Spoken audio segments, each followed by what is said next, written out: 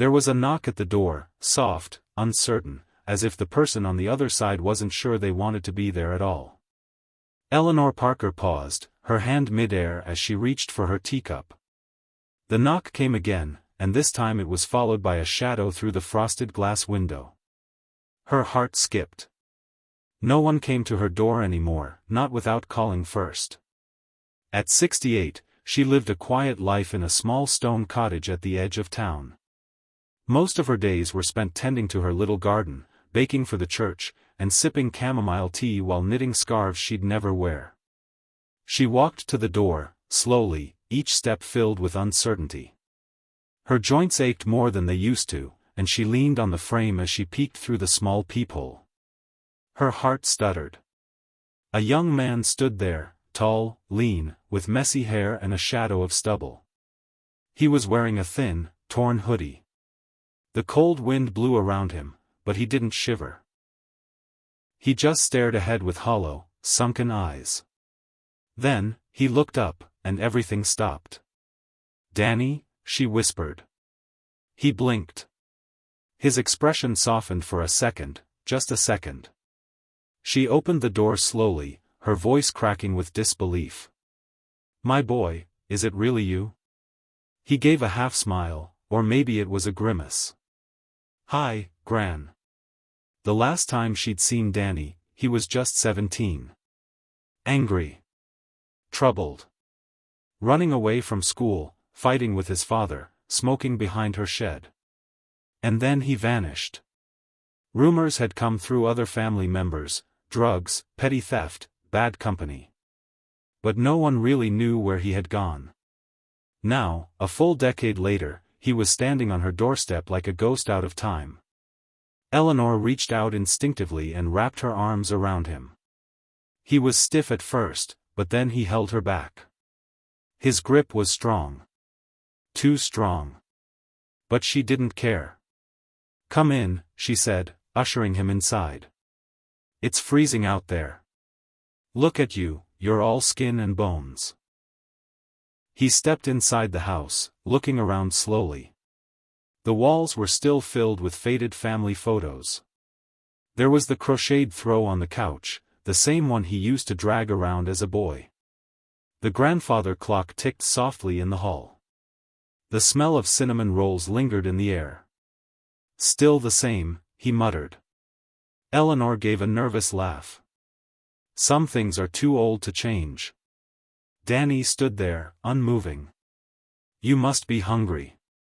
Sit, let me make you something." "I'm not hungry," he said quickly. "Well, just some tea then?" He nodded once. As Eleanor moved into the kitchen, she felt her hands trembling slightly. She wasn't sure why. Was it excitement? Worry? A strange mix of both? She returned with a cup of tea, placed it in front of him, and watched as he wrapped his hands around it like he hadn't held warmth in weeks. "Where've you been all this time?" she asked gently. He looked up. His face was blank. "Around. Are you all right? Do you need a place to stay?" He didn't answer right away. Then he simply said, "Just for a while." She placed her hand on his. "As long as you need, darling. You're safe here." But even as she said it, she noticed the fresh bruises on his knuckles. The twitch in his jaw. The way he scanned the room like he was searching for exits. That night, she prepared the guest room. The same one he'd slept in as a child. It still had the same little bookshelf with fairy tales, and the old lamp with a cracked shade. Danny barely spoke.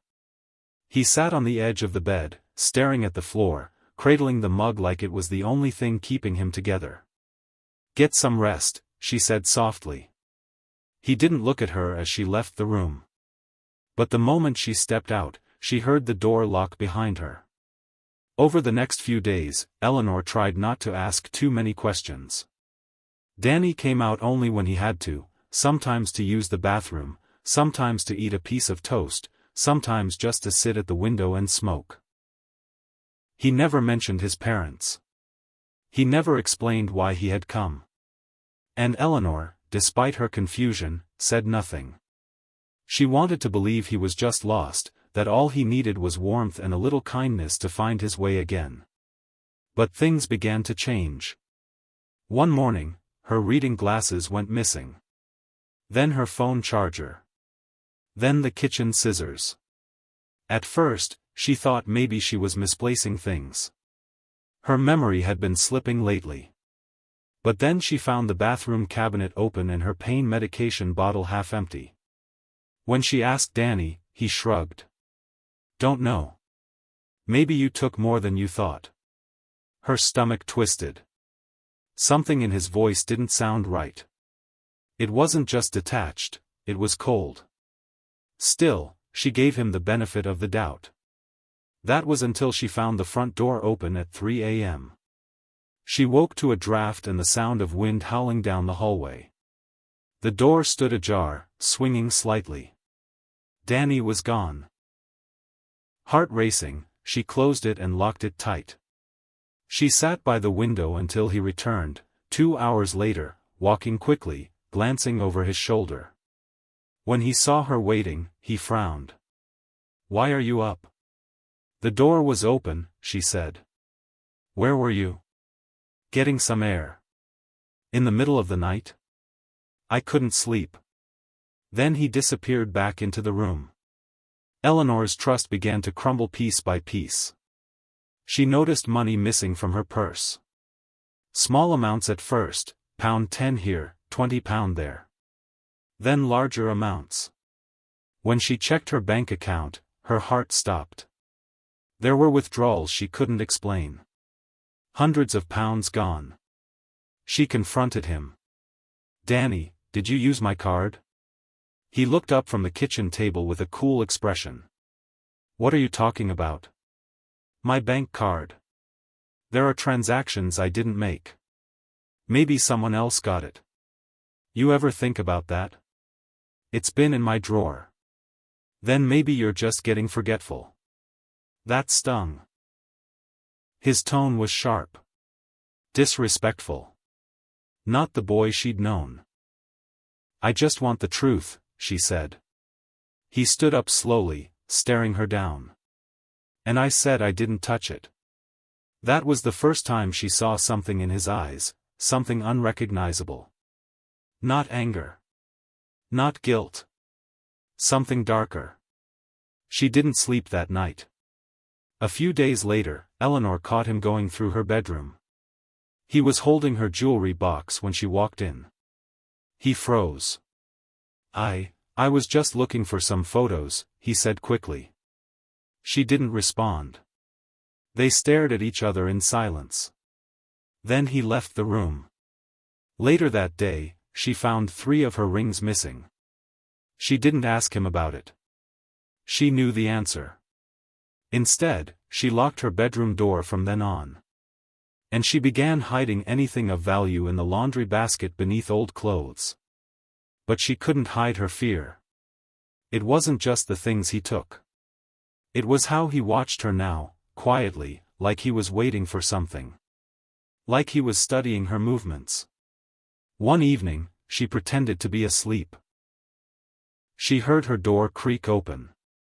Soft footsteps crossed the floor. She kept her breathing steady. Then she felt it, someone standing by her bed. Her eyes remained closed, but her heart pounded in her chest. Then, the footsteps retreated. In the morning, she found her closet doors open. Her suitcase had been unzipped. She began keeping a knife under her pillow. One morning, her neighbor, Mrs. Patel, stopped her on the porch. "Eleanor, is everything all right?" "Yes, why?" "I saw your grandson last night. He was in the alley behind the church. He looked troubled." "Troubled?" "He was shouting at someone. 2 men. They exchanged something. It didn't look good." Eleanor thanked her, her chest tight with panic. That night, she waited for him to leave. Then she went into his room. Under his bed, hidden beneath his hoodie, was a box. Inside was a stack of cash, thousands. A roll of pills. Her missing bank card. And a small black handgun. Her knees buckled. She put everything back and left the room, barely able to breathe. That evening, Danny came into the kitchen. He was calm. Smiling. Too much. "Gran," he said, "I need a favor." She didn't answer. "I need you to come to the bank with me tomorrow. Tell them you approve a transfer." Her voice was a whisper. "What kind of transfer?" "Don't worry about it. I can't do that." His smile vanished. "You will. You're going to help me." She looked at him, truly looked, and she no longer saw her grandson. She saw a stranger. That night, she sat at her desk and wrote a note. "If anything happens to me, it was Danny. Please show this to the police." She folded the note, placed it in an envelope, and stitched it into the lining of her winter coat. She placed the coat by the front door. She locked her room. And then she waited for dawn. But dawn would never come the way she expected. Because in the middle of the night, just past 3:15 a.m., she was pulled from sleep by the sound of shattering glass. And a voice, low and chilling, whispering from the hallway. "Gran. Gran." The voice came like a shiver through the dark. Eleanor's eyes snapped open. Her room was completely black except for a sliver of moonlight that crept in through the window. Her hands trembled beneath the blanket as her ears strained for the next sound. For a moment, nothing. Then, footsteps. Slow, deliberate. Creak. Creak. They were coming down the hallway. She sat up slowly, her heart thudding against her ribcage. Her fingers slipped under the pillow until they touched cold steel, the kitchen knife she had hidden there days ago. Danny's voice came again, softer now. "Are you awake?" She didn't answer. The doorknob twisted. Locked. She'd made sure of that. But when the door rattled again, harder this time, she knew the lock wouldn't hold forever. "Open the door," he said. Still she said nothing. There was a pause. Then, suddenly, bang. He kicked it. Eleanor jumped, her breath catching in her throat. "Open the door," he roared. "Danny, please," she cried out. "What do you want from me?" A sharp silence followed. Then came something even worse, laughter. A low, bitter, joyless laugh. "You think I haven't figured it out," he said. "I know you saw the box. I know you found the gun." Eleanor swallowed hard. She gripped the knife tighter. "Danny, I was just worried about you." "Don't lie to me," he screamed, slamming his fist against the door. "You were going to the police." "No. I wasn't," she lied quickly. "I would never do that to you." "You already did." His voice cracked with fury. Then everything went quiet. She held her breath. Footsteps retreated down the hallway. Was he leaving? Giving up? Then, another sound. The back window. A loud creak. He was trying to climb in through the guest bedroom. Eleanor jumped from bed and grabbed her coat, the one with the note sewn into the lining, and bolted from her room through the adjoining bathroom, her slippers nearly slipping on the tile. She rushed down the staircase, heart hammering, every shadow now seeming alive. She ran straight to the front door and flung it open. But Danny was already there. His figure loomed in the doorway, half-shadowed, eyes wild. "I knew you'd try to run," he said. And then, he smiled. That terrifying smile again. Eleanor slammed the door shut just in time, flipping the deadbolt. He began pounding on it again. "You're not going anywhere," he shouted. "You're mine now." The walls seemed to shake with the force of his fists. She didn't think. She ran to the kitchen, grabbed the landline, dead. He'd cut the wire. Her mobile? Gone. He must have taken it. Panicked, she yanked open the basement door and rushed down into the cold, damp darkness, hiding behind the laundry shelves.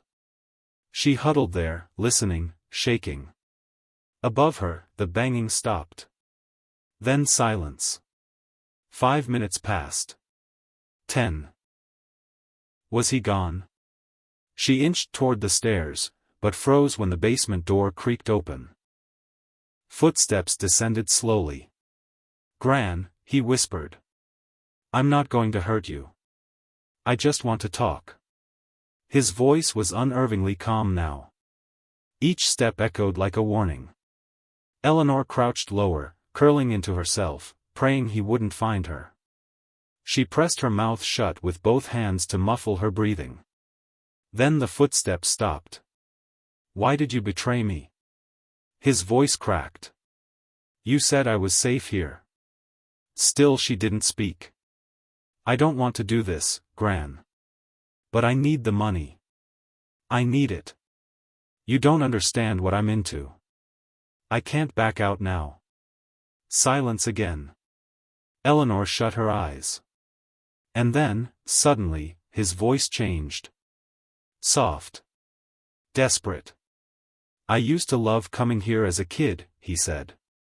"You were the only one who never judged me. The only one who ever listened. You made me feel safe." A long pause.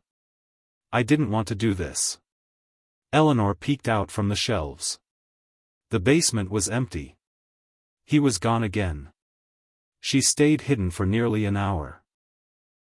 Then, slowly, she crept up the stairs, opening the door just an inch. The house was silent. Too silent.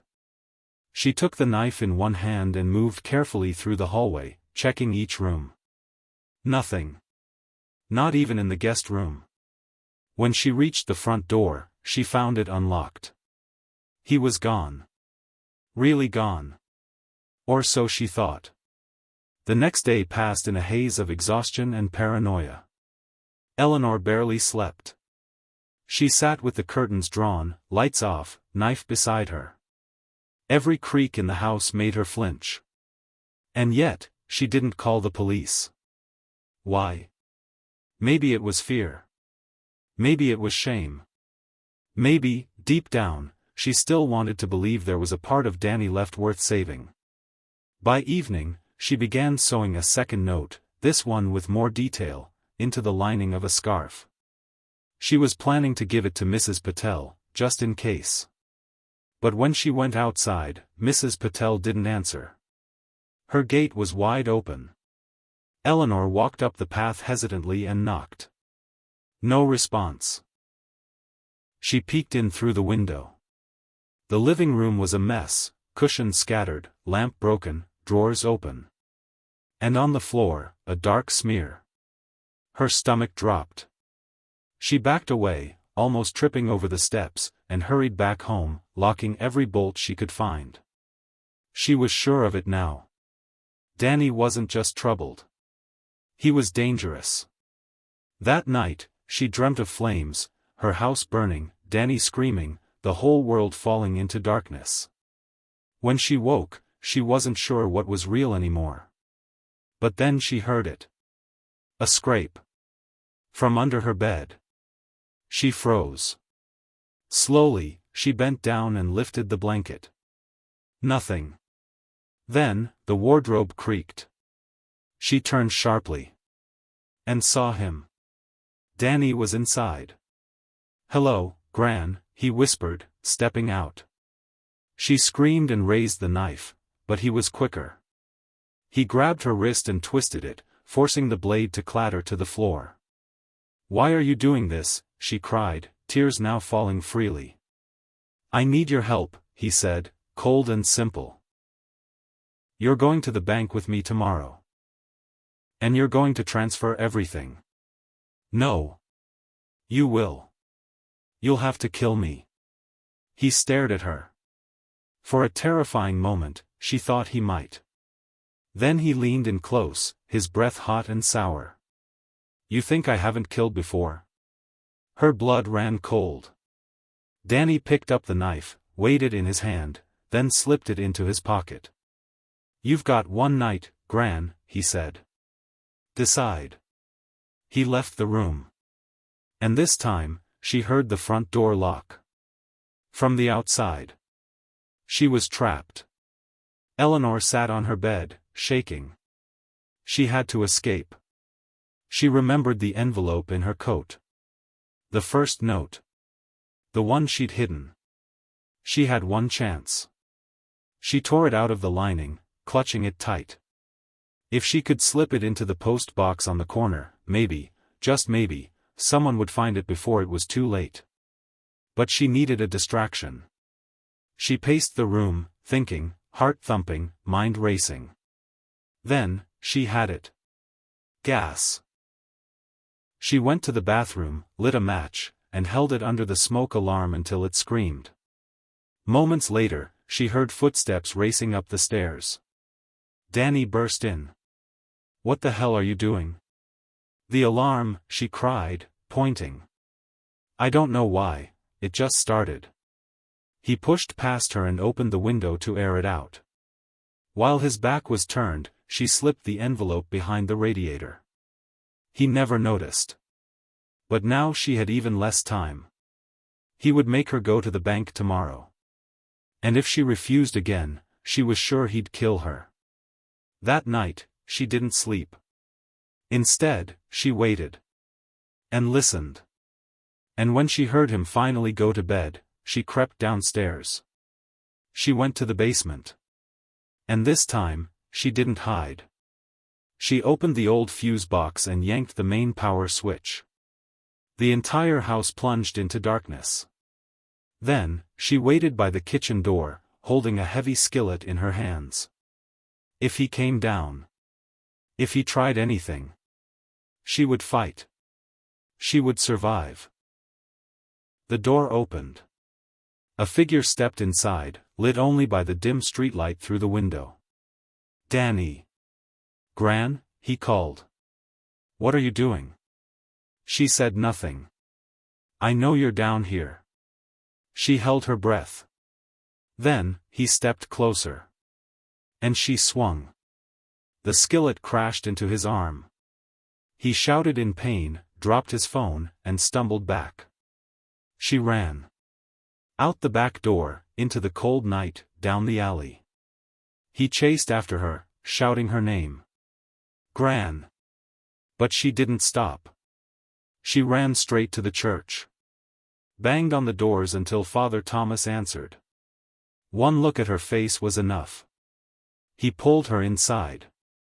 Locked the door. Danny was outside minutes later. Pacing. Knocking. Screaming. But he didn't get in. And eventually, he left. But not before carving one word into the wooden sign at the gate. Liar. Eleanor didn't return home. The police were called. They searched the house. They found the box. The gun. The cash. They found the note hidden behind the radiator.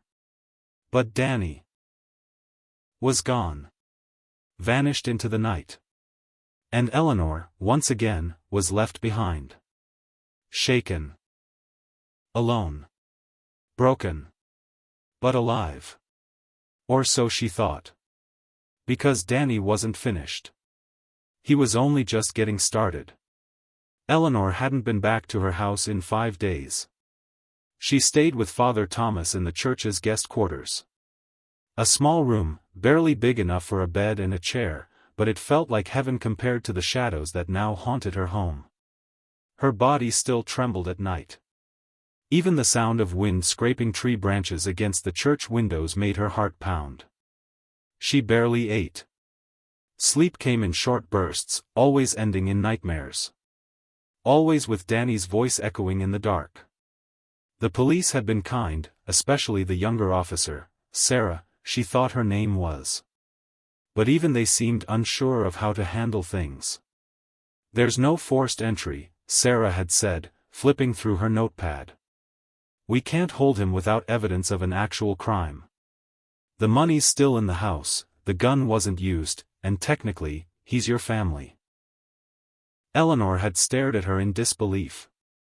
Are you saying he has to kill me before you'll believe me? No, ma'am, Sarah had said gently. We just need more to go on.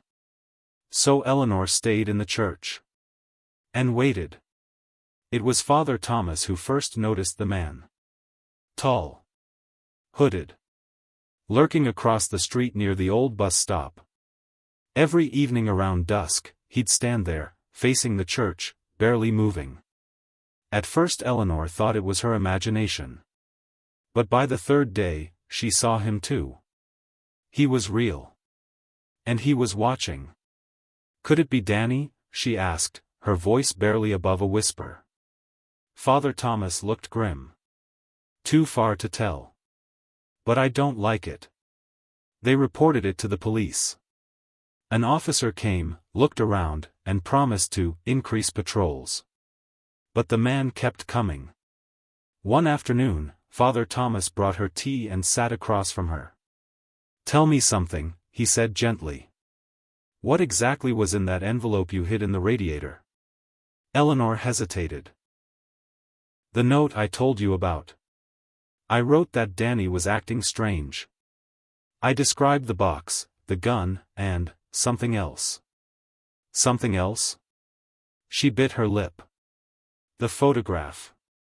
Father Thomas leaned forward. What photograph? She took a deep breath. I found it the night I opened the box. It was tucked under the money. An old photo, water-stained, crumpled. Looked like it had been carried around for years. What was in it? Eleanor looked at the floor. Danny. But not as a child. It was him now, older. Standing with a man I didn't recognize. They were both smiling, but it didn't look friendly. There was something off about it. Like they were proud of something terrible. Father Thomas frowned. Did you show it to the police? No, she said. I was scared. I sewed it into my coat, in the lining. But when they searched the house, it was gone. Gone? She nodded. He must have taken it the night he found the note. Father Thomas rubbed his chin. Do you think the man in the photo is the one watching us now? I don't know. That night, Eleanor couldn't sleep again. At 3 a.m., she walked quietly through the halls of the church, trying not to disturb anyone. She sat in the pew near the altar, looking up at the stained-glass windows lit by moonlight. The silence was thick. And then, a soft creak. Behind her. She turned sharply. No one. Then, another sound. A soft tap, like fingers on glass. She stood, heart pounding, and moved toward the source. It was coming from the side window. She crept forward and peeked through the curtains. And gasped. It was him. Danny. Standing just inches from the window, eyes wide, mouth twisted in a horrible grin. In his hand, her coat. The one with the note. The one with the photo. He held it up, shook it like a trophy, then turned and disappeared into the darkness. The next morning, Eleanor broke down in front of Officer Sarah. He was here. He had my coat. The photo's gone. Sarah took notes, nodding. We'll open a full file now. This is enough to launch an investigation. But Eleanor didn't feel safer. Not yet. Especially not after what happened that afternoon. Mrs. Patel's son, Raj, came to see Eleanor. His mother was still missing. I filed a report, he said, voice strained. They're calling it a voluntary disappearance. Can you believe that? Eleanor looked away, ashamed. I saw her house, Raj said. She didn't leave voluntarily. Then he paused. I think your grandson has something to do with it. She blinked. Why? Raj pulled something from his jacket pocket. A photograph. A copy. Black and white, slightly blurred. It was the same image Eleanor had seen before. Danny. And the other man. Both smiling. Arms around each other. Behind them, a warehouse. Where did you get this? Eleanor whispered. My mom found it tucked under her flower pots. With a note that said, he's not who you think. Eleanor went pale. She was going to give it to you. That night. But, she never got the chance. Raj's eyes filled with tears. Eleanor clutched the photo. That warehouse. That face. She had to find out who the other man was. And what they were doing. With Father Thomas's help, Eleanor used the church's computer to search the warehouse in the background of the photo. After 2 hours, they found it. A shipping yard near the edge of the city. Abandoned for years. But it had a record. 3 months ago, police had raided the place during a suspected trafficking sting. The names of those arrested were never released publicly. But there was a name linked in an old blog post, a whistleblower article. Elliot Darnell. Known arms dealer. Suspected of running illegal operations across multiple states. Eleanor stared at the name. Was this the man in the photo? Danny was with him, she whispered. Father Thomas frowned. This is more than just family trouble. They printed the article. Eleanor handed it to Officer Sarah the next day. Sarah's face tightened. This changes everything. By the end of the week, Eleanor was moved to a safe house under temporary protective custody. The house was small, windowless in the back, tucked away in a quiet neighborhood. But safety felt like an illusion. She kept expecting Danny to burst through the wall. One morning, she opened the door to fetch the newspaper, and found a package. Wrapped in brown paper. No return address. She took it inside with trembling hands. Inside, was a USB stick. No note. Just the stick. She plugged it into the laptop the police had provided. A single video file. She clicked play. The footage was grainy. A dark room. A flickering light bulb. Danny stood in the middle, holding a phone in one hand, something large and wrapped in cloth in the other. He stared into the camera. I told you, Gran. You should have stayed quiet. He unwrapped the cloth. A blood-stained scarf. Mrs. Patel's. Eleanor screamed. I warned you. You left me no choice, Danny said in the video, his tone cold, distant. But it's not over. You think they can protect you? Think again. You opened the door, now you can't close it. The screen went black. The police were horrified. A manhunt was launched. Danny was officially listed as a fugitive. But Eleanor couldn't stop shaking. She knew he was out there. Watching. Waiting. Planning. And now, there was something else she had to face, something even worse than fear. Guilt. Was it her fault? Had her love blinded her to what he had become? Had her kindness given him the opportunity to harm others? She had always believed in second chances. But now, she wasn't sure anymore. Late one night, Father Thomas visited her in the safe house. I did some digging, he said. About Danny's past. About Elliot Darnell. He handed her another file. Darnell recruited young men. Promised them money, power. He preyed on people with nothing. Eleanor opened the folder. Inside, mugshots. Reports. Photos of shipping crates, guns, bloodied floors.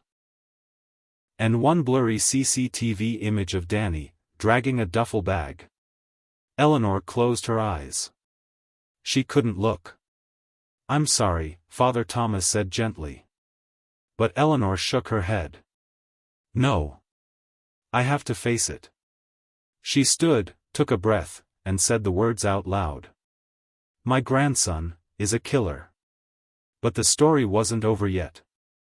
Because one morning, as the rain poured outside and the wind howled against the safe house windows, Eleanor received a call. Unknown number. She almost didn't answer. But something made her press the green button. She brought the phone to her ear. A voice whispered. Gran. I miss you. Her blood ran cold. It was him. Danny, please. You're running out of time, he said. Don't let them lie to you. There's more you don't know. What are you talking about? Silence. Then. They lied about my father. Ask them. Ask them what really happened. The line went dead. Eleanor stared at the phone. Her hands shook. What did he mean? Her son, Danny's father, had died in a car accident years ago. Or had he? She turned slowly toward the file cabinet officer Sarah had left. If there was more to the story, she was going to find it. Whatever it cost. Because the truth was no longer just about survival. It was about redemption. Rain lashed against the windows of the safe house as Eleanor sat frozen, the phone still in her trembling hand. Danny's voice echoed in her ears. They lied about my father. Ask them. Ask them what really happened. The words refused to let go. They twisted in her chest like a cruel riddle. What did he mean? Her son, Danny's father, had died nearly 20 years ago. A car accident. That's what she'd always been told. A wet road. A sharp turn. Instant death. Or so she believed. She had never seen the body. Only a closed casket. Only a single police report with brief details. She'd been grieving so hard, she never asked more. But now, that single memory, the one she had built so many beliefs on, was starting to crack. She needed answers. And she needed them now. The next morning, Eleanor requested to speak with Officer Sarah in person. When Sarah arrived, her eyes softened at the sight of the fragile old woman clutching a worn photo in one hand and trembling with questions. I need you to look into something for me, Eleanor said. Of course, Sarah replied. My son, Andrew. Danny's father. He died in a car accident 2 decades ago. But now Danny is telling me there's more to the story. Sarah hesitated. That was a long time ago. If there was foul play, we'd need permission to reopen records. Eleanor leaned forward. I never saw his body. Sarah's eyes narrowed slightly. You weren't at the hospital? No. I was told the car exploded. That it was too disfigured for viewing. Sarah nodded slowly. That was common in some cases. But I can pull the original report. See what I find. Please do, Eleanor whispered. I need to know the truth. Before any more lives are destroyed. 2 days later, Sarah returned. Her face was pale, and she clutched a manila folder tightly to her chest. I don't know how to tell you this, she said gently. But your instinct was right. Eleanor held her breath. Sarah opened the file. There was no body in the wreck. What? Eleanor gasped. Sarah continued, flipping through the papers. There was a fire, yes. And the vehicle was registered to your son. But the remains they found were inconclusive. At the time, they assumed the body was too damaged to identify and declared him deceased. That makes no sense, Eleanor said, her voice shaking. It gets worse, Sarah said, pulling out a grainy photo. 6 months after the accident, this image was captured during a DEA sting operation near the Mexico border. Eleanor took the photo. Her heart skipped a beat. It was blurry, but unmistakable. Andrew. Alive. Older. Thinner. But definitely him. "What is this?" she whispered. He was seen with known drug traffickers. The agency suspected he'd faked his death to escape something. Eleanor's world spun. "Why would he do that?" she whispered. Sarah hesitated. "There's one more thing." She pulled out a second file. "This is sealed information, but since you're directly involved, I got clearance." She placed it gently in Eleanor's hands. Eleanor opened it. A criminal record. Her son's name was listed, Andrew Mitchell. Multiple aliases.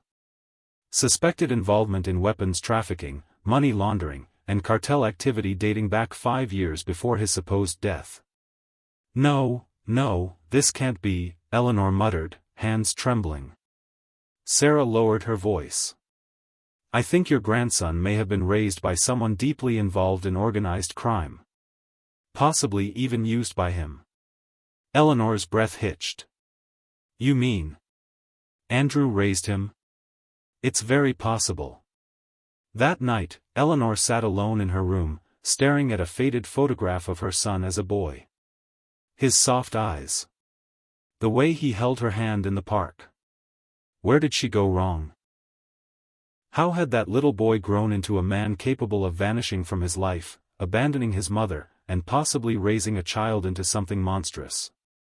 Was this why Danny had grown so angry, so twisted? Because he was raised in the shadows? The more she thought about it, the more it made sense. Danny had told her once, years ago, when he was only 10. "Dad says not to trust anyone. Especially people who smile too much." She dismissed it then. Just a child repeating something silly. Now it sounded like a warning. Eleanor wanted to give up. But then she remembered Mrs. Patel.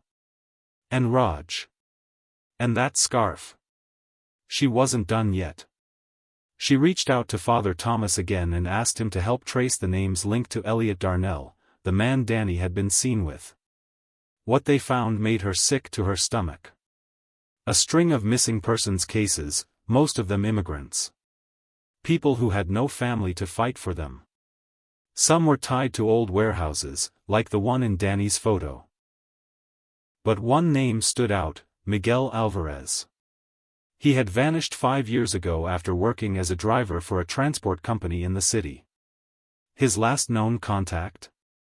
Andrew Mitchell. Eleanor froze. This wasn't just about Danny. It went back to her son. To a secret life that had hidden itself in plain sight for years. And now, she had to bring it to light. The next morning, Eleanor received another package. This one was smaller. No name. No return address. Inside, a single Polaroid. Of her front door. Taken from just a few feet away. And a note. In Danny's handwriting. "It's not over. You're not safe. But if you want the truth, meet me." Below that, an address. The old Darnell warehouse. Midnight. Come alone. Eleanor stared at the note. It felt like a trap. But it also felt like a chance. To end this. To understand. To look her grandson in the eyes and ask him, why. She didn't tell Sarah. Or Father Thomas. She didn't want them to stop her. That night, as the clock neared midnight, Eleanor slipped into a dark coat and made her way across the sleeping city. Toward the warehouse. Toward whatever waited inside. The building loomed like a ghost from the past. Its roof sagged. Metal panels hung loose. Graffiti scarred every surface. Eleanor stepped through a broken chain-link gate and into the overgrown yard. Her flashlight flickered across broken windows and shattered crates. She pushed the heavy door open. It creaked like a scream. And inside, silence. Then. Footsteps. Slow. Heavy. From the shadows, Danny emerged. His eyes darker than she remembered. His face thinner. Harsher. Older somehow. He looked like a stranger. But still her blood. "You came," he said flatly. Eleanor's voice cracked. "Why, Danny? Why all of this?" He didn't answer right away. Instead, he walked over to a rusted metal table and dropped a file onto it. "I want you to know who he was," Danny said. "Before you blame me for everything." Eleanor opened the file. Photos. Documents. Maps. Receipts. And then, a ledger. With names. Dates. Amounts. And a name at the bottom, Andrew Mitchell. Her son. "Dad was working with Darnell," Danny said. "For years. Guns. Girls. Everything." Eleanor felt the room spin. "He taught me how to survive," Danny continued. "He taught me how to lie, how to shoot, how to hide in plain sight. But he never loved me. Not really. I was just his soldier." He paused, breathing hard. "And when he disappeared for real this time, I was left with everything. The debts. The enemies. The blood. You could have come to me," Eleanor whispered. "I would have helped you." He looked at her, and something flickered in his eyes. Pain. "You raised a man who abandoned you," he said. "But I never did. I came back. I wanted to belong again. But I saw you'd moved on. Happy. Peaceful. You looked at me like I was a stranger." "Because you were," she said softly. He looked away. "I didn't kill Mrs. Patel," he said. "But I couldn't stop what happened to her. She found out something. She went digging. And Darnell, even from the shadows, he's still watching." Eleanor swallowed hard. "What do you want from me, Danny?"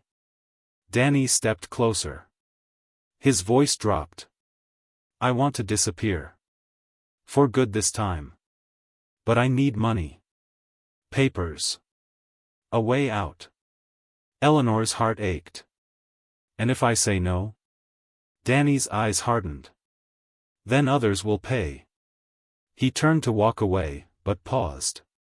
"You want redemption, Gran? Help me do the one thing my father never could." "Which is?" "Leave it all behind." Eleanor stood there long after he disappeared into the dark. The choice sat like a stone in her stomach. Help him vanish, or hand him over. He was dangerous. But he was also broken. And maybe, just maybe, there was still a part of the boy she once held in her arms, trapped inside the man he had become. Her decision would change everything. Forever. The next morning, Eleanor sat at the edge of her bed, staring blankly at the floor. The warehouse encounter had left her shaken to the core. Danny. Her sweet little grandson, who used to fall asleep on her chest as a child, had become a man molded by secrets, betrayal, and blood. Now he was asking for her help. Help to disappear. Help to run from his past, the law, and the ghosts he carried. But what if she said yes? Would she be saving him, or helping a criminal escape justice? And if she said no? Would he come after her again? Would more innocent people get hurt? Would he make her regret it? She couldn't sleep. Couldn't eat. She just existed. Haunted by two names, Andrew and Danny. Father and son. Her son and her grandson. Two lives she thought she knew. Now both mysteries, and possibly monsters. Eleanor met with Officer Sarah that afternoon but didn't mention the warehouse. Not yet. Something in her gut warned her, not yet. Instead, she asked another question. Can you access the immigration records of Elliot Darnell? Sarah raised an eyebrow. Why him? I have a feeling he's the key to all of this. He's the spider in the web. And Danny, he's just the fly. Sarah sighed. That'll take some time. But I'll see what I can do. Eleanor nodded. Thank you. And officer, please be careful. He's not just dangerous. He's protected. Later that evening, Eleanor visited Father Thomas again. The old priest had become her anchor. She sat in the confession booth, voice barely a whisper. I saw him, she said. Danny? She nodded. And? He asked for my help. He wants to vanish. Start over. Father Thomas was silent for a long time. Then, do you think he deserves that? I don't know, Eleanor whispered. But I know he's broken. And I know, he's still my grandson. Would helping him give him peace? Or enable more destruction? That's what I can't answer. Father Thomas leaned in. Then pray for clarity. And protection. The storm isn't over, Eleanor. In fact, I fear it's just beginning. 2 nights later, Eleanor received another package. This time, it wasn't from Danny. It was from someone she didn't know. No name, just a black envelope with a wax seal. Inside, a single note. You're being watched. The warehouse was a mistake. He's using you. If you value your life, stay away from your grandson. He belongs to us now. No signature. No return address. But beneath the note, a photo. A surveillance shot. Of Eleanor. Walking into the warehouse. Her heart dropped. Someone knew. Not just about her secret meeting with Danny, but about everything. And now, she was in the middle of something far darker than just a runaway criminal. She was a target. Sarah called the next morning. I found something, she said quickly. About Darnell. You might want to sit down. I'm already sitting, Eleanor replied. Darnell is tied to a group called the Monarch Syndicate. Underground. Global. Drug routes, human trafficking, arms deals. But the twist is, Darnell isn't his real name. Then who is he? Sarah hesitated. His real name is Cole Andrews. Former CIA operative. Went rogue in 2004 after a botched mission in South America. Eleanor blinked. CIA? Yup. Went missing for 5 years.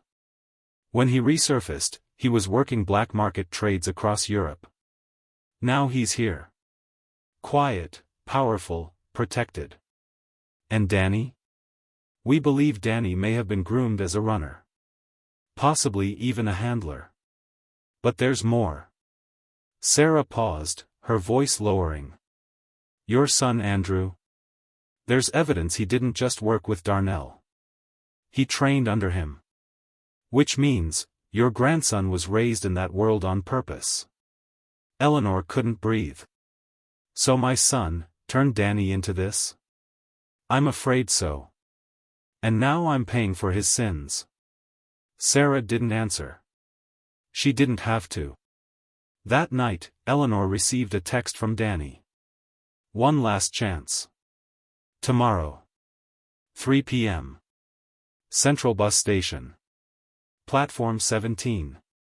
Bring cash. No police. Or I walk away for good. Eleanor stared at the message. Then slowly, carefully, she made her decision. She packed a small bag. She withdrew everything she had from the bank, over $12,000 in cash.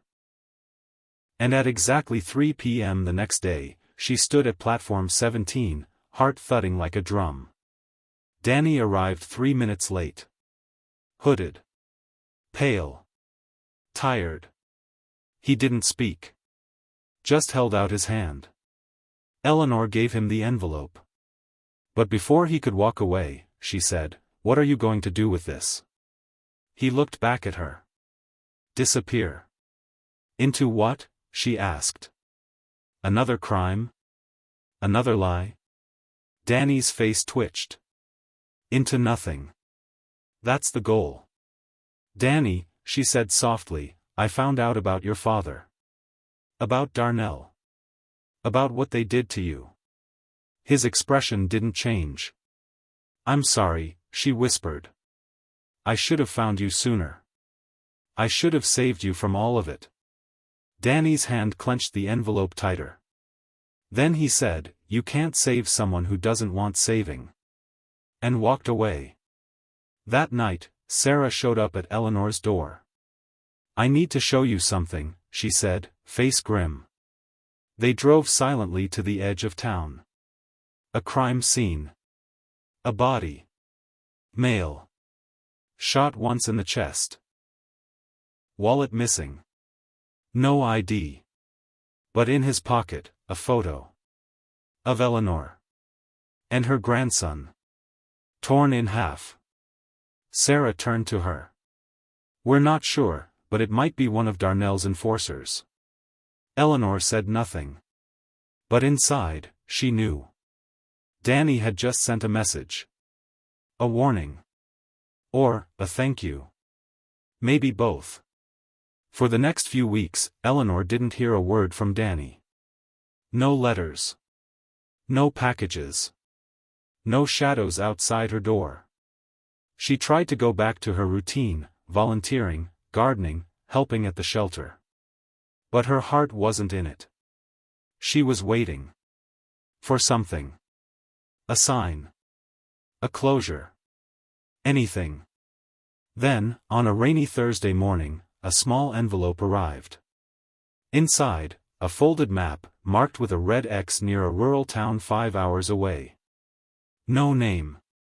No message. Just a key taped to the bottom. Eleanor packed her coat, her courage, and drove out the next day. The cabin was hidden deep in the woods. Small. Run down. Quiet. She used the key. Inside, it smelled like dust and burnt coffee. And on the table. Another envelope. She opened it slowly. Inside. A birth certificate, Daniel Andrew Mitchell, with her listed as emergency guardian. A burner phone with no SIM card.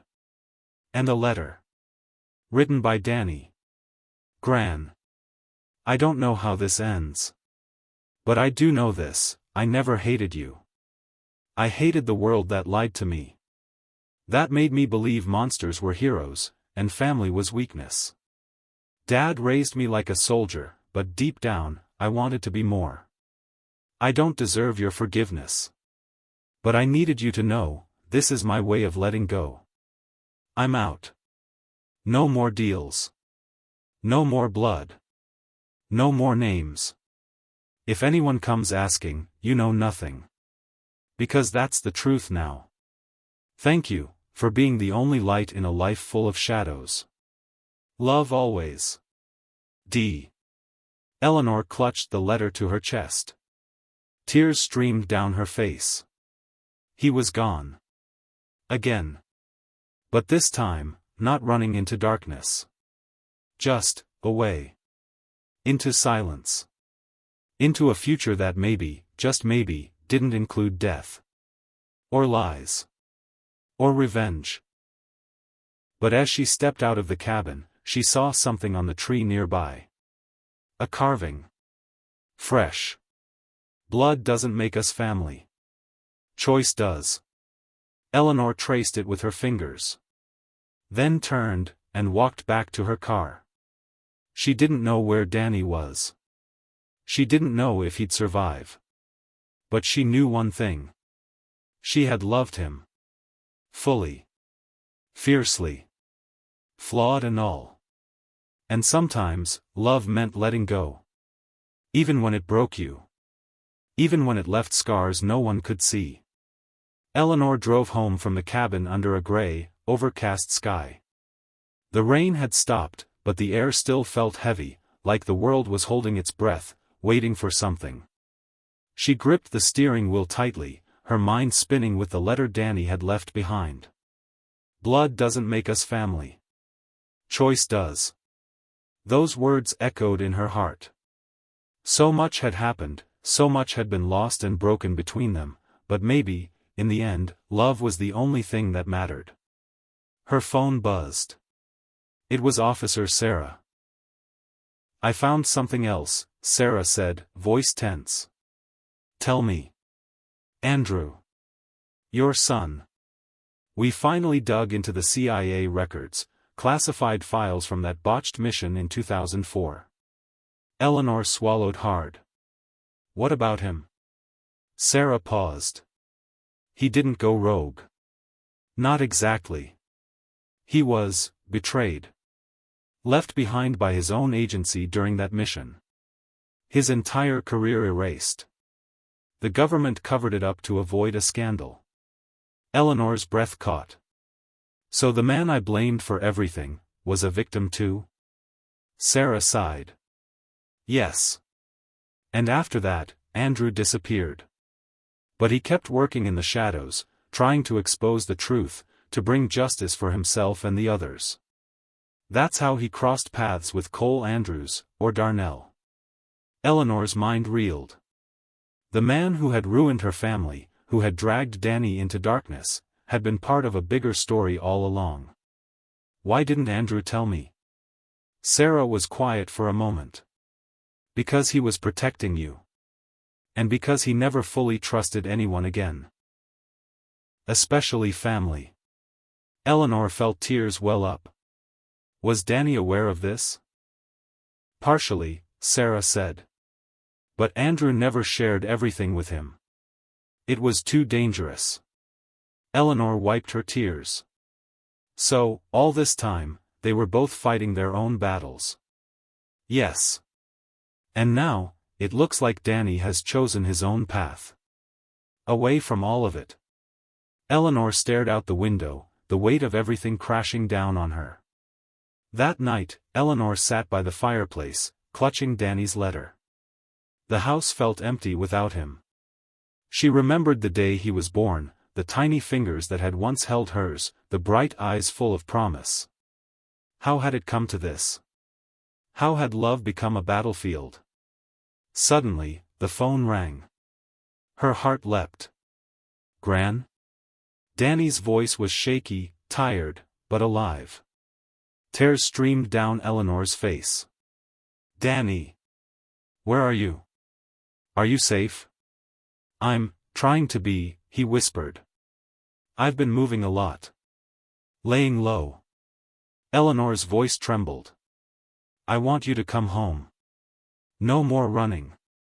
No more hiding. I'll help you start fresh." There was a long pause. "Gran, it's not that simple. I owe a lot of people. And some of them don't want me alive. But I'm here. You're not alone." Danny sighed. "I believe you. But there's something else. Something I never told you." Eleanor waited, heart pounding. "It's about Andrew, my father. He left me something. A message. A way to fight back." "What kind of message?" Danny's voice grew stronger. "A journal. A hidden file. Proof of what really happened in 2004. That mission. The betrayal." Eleanor's pulse quickened. "Where is it?" "Safe. For now. But I need you to find it. And protect it. It's the only chance we have to clear Andrew's name, and end this nightmare." Eleanor nodded, though Danny couldn't see her. "I'll do it. Thank you, Gran. I'm coming home soon." The next day, Eleanor went to the local library, where Andrew had once spent hours researching. She asked the librarian about a private locker Andrew had rented years ago. The librarian hesitated, then handed her a small key with a note, "Found this in the archives." With trembling hands, Eleanor unlocked the locker. Inside, she found a dusty leather-bound journal, Andrew's handwriting neat but urgent. She opened it carefully. Page after page revealed the truth. Andrew's mission had been a trap, a setup by corrupt officials who wanted to silence him. He had gathered evidence against them but had been betrayed by his own team. His journal detailed every moment, the lies, the escapes, the sacrifices. And most importantly, a final message for Danny. Son, if you find this, know that I fought to protect you and your mother.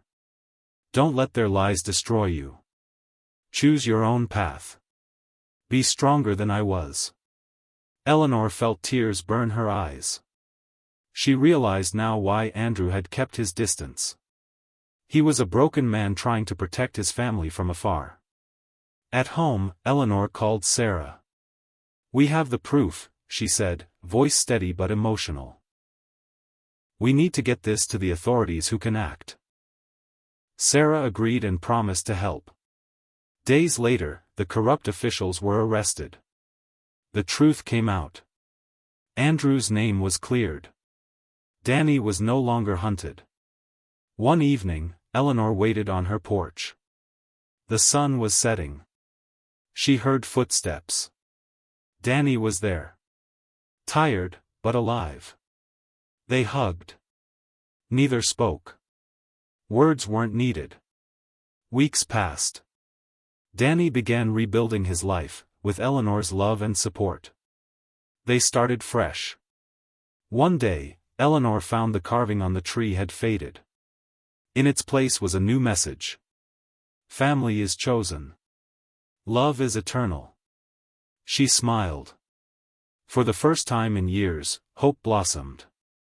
The lesson. Life is full of shadows, secrets, and struggles. Sometimes, those we love become lost in darkness. But love, true love, is about fighting for each other, even when it hurts. It's about forgiveness, courage, and the choice to start over. Eleanor's journey taught her that family is not just about blood, but about the bonds we choose to keep alive. No matter how shattered, love has the power to heal. And in the end, that is the greatest truth of all.